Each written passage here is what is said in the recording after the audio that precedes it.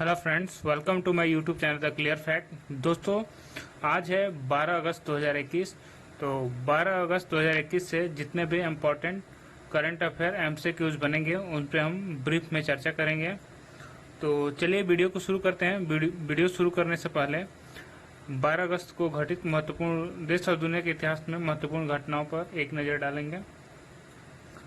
12 अगस्त 1765 इलाहाबाद संधि के तहत भारत ने ब्रिटिश ईस्ट इंडिया कंपनी के शासन की शुरुआत की।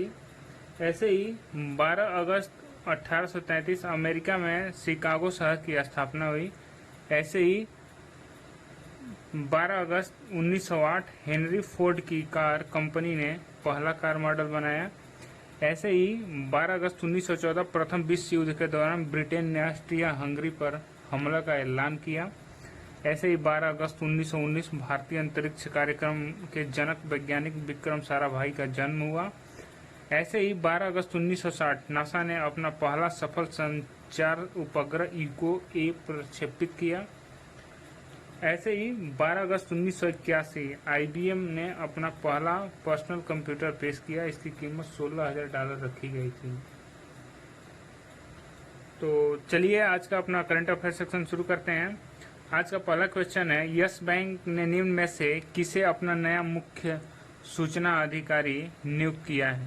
इसके लिए ऑप्शन ए है महेश राममूर्ति, ऑप्शन बी है राहुल सचदेवा, ऑप्शन सी है अनिल अग्निहोत्री, ऑप्शन डी है महेश भारद्वाज। इनमें जो सही ऑप्शन है वो है ऑप्शन ए, यानी यस बैंक ने 10 अगस्त 2021 को कहा कि उसने महेश राममूर्ति को मुख्य सूचना अधिकारी नियुक्त किया है। उन्हें भारतीय और बहुराष्ट्रीय बैंकों और प्रौद्योगिकी फर्मों में भुगतान और बैंकिंग प्रौद्योगिकी उत्पादन डिजाइन, व्यवसाय समाधान और परियोजना प्रबंधन में बैंकिंग, वित्तीय सेवाओं और बीमा प्रौद्योगिकी क्षेत्र में 3 दशकों से अधिक का अनुभव है। यस बैंक भारत में कार्यरत निजी क्षेत्र का एक बैंक है। यह एक भारतीय निजी क्षेत्र का बैंक है जिसकी स्थापना साल 2004 में राणा कपूर और अशोक कपूर ने की थी। चलिए अगला क्वेश्चन देखते हैं। भारतीय वायुसेना ने निम्न में से किस जगह दुनिया का सबसे ऊंचा mobile air traffic control tower का निर्माण किया है? इसके लिए ऑप्शन ए है सिक्किम, ऑप्शन बी है नागालैंड, ऑप्शन सी है लद्दाख, ऑप्शन डी है दिल्ली। इनमें जो सही ऑप्शन है वो है ऑप्शन सी, यानी भारतीय वायुसेना ने लद्दाख के एडवांस लैंडिंग ग्राउंड में दुनिया में सबसे ऊंचे एयर ट्रैफिक कंट्रोल टावर में से एक टावर का निर्माण किया है। एयर ट्रैफिक कंट्रोल द्वारा पूर्वी लद्दाख में चल रहे विमानों और हेलीकॉप्टर के संचालन पर नियंत्रण किया जाता है। भारत पूर्वी लद्दाख में दौलत बेग ओल्डी, फुकचे और न्योमा सहित कई हवाई क्षेत्र की विकसित करने पर विचार कर रहा है। यह स्थान चीन के साथ वास्तविक नियंत्रण रेखा से बस कुछ ही मिनटों की दूरी पर है। तो चलिए नेक्स्ट क्वेश्चन देखते हैं। निम्न में से किस दिग्गज फुटबॉलर ने फ्रांसीसी क्लब पेरिस सेंट जर्मेन के साथ 2 साल का कॉन्ट्रैक्ट साइन किया है? इसके लिए ऑप्शन है आर्यन रोबेन, ऑप्शन बी है लियोनेल मेसी, ऑप्शन सी है संदेश झिंगन, ऑप्शन डी है अनिरुद्ध थापा। इनमें जो सही ऑप्शन है वो ऑप्शन बी, यानी फुटबॉलर लियोनेल मेसी ने बार्सिलोना क्लब छोड़ने के बाद फ्रांसीसी क्लब पेरिस सेंट जर्मेन के साथ 2 साल का कॉन्ट्रैक्ट साइन कर लिया है। जल्दी वे दूसरे क्लब की तरह से खेलते नजर आएंगे। अर्जेंटीना और बार्सिलोना दोनों के लिए रिकॉर्ड गोल करने वाले मेसी अब तक के सबसे महान खिलाड़ियों में से एक हैं। PSG फ्रंटलाइन पहले से ही जबरदस्त है, जिसमें मेसी के पूर्व बार्सिलोना टीम के साथ ही नेमान और फ्रांस के युवा स्ट्राइकर किलियन एम्बापे 2 सर्वश्रेष्ठ स्ट्राइकर के रूप में टीम का हिस्सा है। तो आइए नेक्स्ट क्वेश्चन देखते हैं। भारतीय कुश्ती महासंघ ने टोक्यो ओलंपिक के दौरान अनुशासनहीनता के चलते किस महिला पहलवान को सस्पेंड कर दिया है? इसके लिए ऑप्शन ए है सोनल मलिक, ऑप्शन बी है साक्षी मलिक, ऑप्शन सी है बबीता फोगाट, ऑप्शन डी है विनेश फोगाट। इनमें जो सही ऑप्शन है वो है ऑप्शन डी, यानी भारतीय कुश्ती महासंघ ने टोक्यो ओलंपिक के दौरान अनुशासनहीनता के चलते महिला पहलवान विनेश फोगाट को सस्पेंड कर दिया है। टोक्यो में विनेश फोगाट ने खेल गांव में रहने और दूसरे भारतीय खिलाड़ियों के साथ ट्रेनिंग करने से मना कर दिया। उन्होंने इसके साथ ही भारतीय दल के आधिकारिक प्रायोजक शिव नरेश की जर्सी पहनने से भी इनकार कर दिया। तो आइए नेक्स्ट क्वेश्चन देखते हैं। निम्न में से कौन सा ऐप विश्व भर में सबसे ज्यादा बार डाउनलोड किए जाने वाला ऐप बन गया है? इसके लिए ऑप्शन ए है टिकटॉक, ऑप्शन बी है फेसबुक, ऑप्शन सी है व्हाट्सएप, ऑप्शन डी है इंस्टाग्राम। इनमें जो सही ऑप्शन है वो है ऑप्शन ए, यानी टिकटॉक दुनिया का सबसे ज्यादा डाउनलोड होने वाला सोशल मीडिया ऐप बन गया है। टिकटॉक ने डाउनलोडिंग के मामले में फेसबुक ऐप को भी पीछे छोड़ दिया है। इसकी दावा बिजनेस जर्नल निक्केई एशिया ने अपनी रिपोर्ट में किया। नई लिस्ट में टिकटॉक पहले नंबर पर, फेसबुक दूसरे नंबर पर, व्हाट्सएप तीसरे नंबर पर, इंस्टाग्राम चौथे नंबर पर और फेसबुक मैसेंजर 5वें नंबर पर है। फेसबुक मैसेंजर साल 2019 में पहले नंबर पर था और टिकटॉक चौथे नंबर पर था। तो आइए नेक्स्ट क्वेश्चन देखते हैं। भारतीय एथलेटिक महासंघ की समिति के अनुसार देश में हर साल किस तारीख को जेवलिन थ्रो डे मनाया जाएगा? इसके लिए ऑप्शन ए है 12 मार्च, ऑप्शन बी है 7 अगस्त, ऑप्शन सी है 20 अप्रैल, ऑप्शन डी है 15 जनवरी।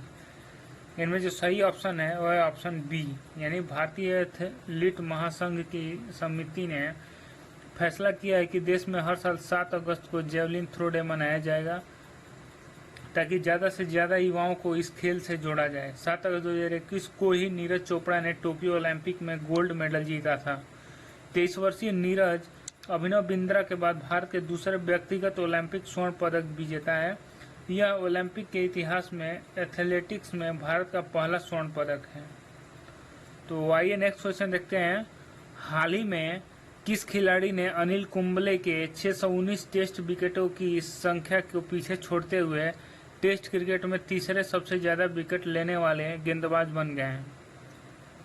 इसके लिए ऑप्शन ए है मोहम्मद सिराज, ऑप्शन बी है मोहम्मद सैफुद्दीन, ऑप्शन सी है जेम्स एंडरसन, ऑप्शन डी है कुलदीप यादव।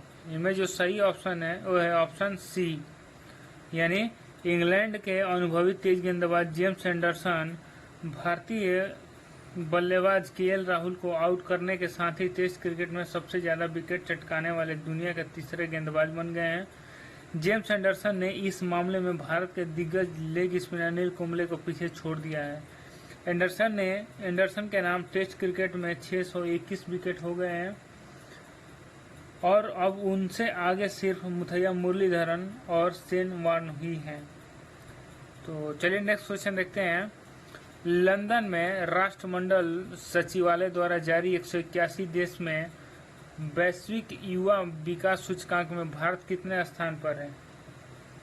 इसके लिए ऑप्शन है 132वें, ऑप्शन बी है 142वें, ऑप्शन सी है 162वें, ऑप्शन डी है 122वें।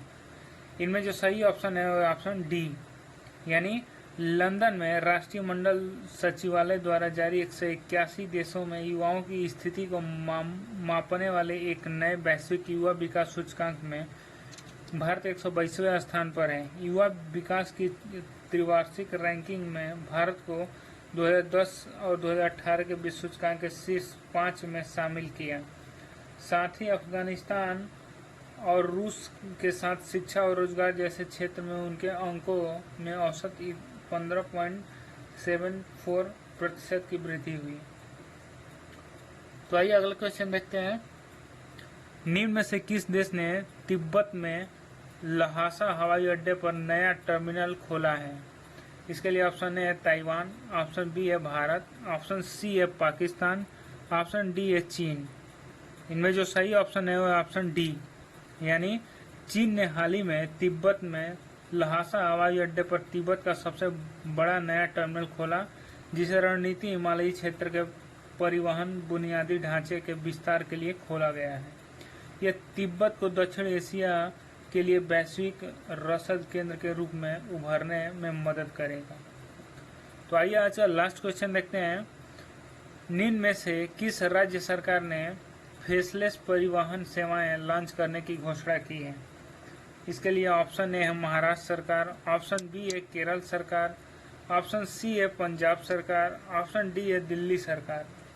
इनमें जो सही ऑप्शन है वो है ऑप्शन डी, यानी दिल्ली सरकार ने हाल ही में सभी ड्राइविंग लाइसेंस पंजीकरण और परमिट से संबंधित सेवाओं को ऑनलाइन लाने के उद्देश्य से फेसलेस परिवहन सेवाएं लॉन्च करने की घोषणा की है। मुख्यमंत्री अरविंद केजरीवाल ने आईपी स्टेट कार्यालय में एक समारोह में 33 फेसलेस सेवाओं को लॉन्च किया है। तो वीडियो को यहीं एंड करते हैं। Thanks for watching the video and wish you all the best for your all coming exam. Thank you.